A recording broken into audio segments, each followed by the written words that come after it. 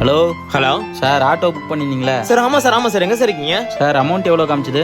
Sir 250 ரூபா காமிச்சிது sir. 250 ரூபாவா? 50 ரூபா extra ஓகேவா? சார் சுச்சுவேஷன் புரியாமல் எப்போ பாரு அமௌண்ட் பேச ஓட்டிங்களா சார்? சார், குத்திங்கனாக்கா வரேன், இல்லைனா வேறு ஆட்டோ பாருங்க. சார் தரேன் சார் வாங்க சார் வரேன், இருங்க.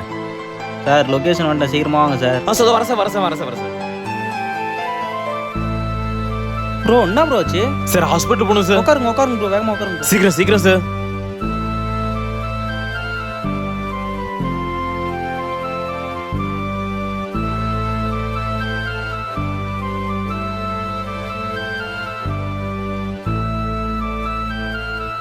ப்ரோ வாங்க ப்ரோ. சாரி ப்ரோ, காசு கொடுக்காம போயிட்டேன் அவசரத்தில். குழந்தைங்க என்ன ப்ரோ சொன்னாங்க? ஒன்றும் இல்லை ப்ரோ.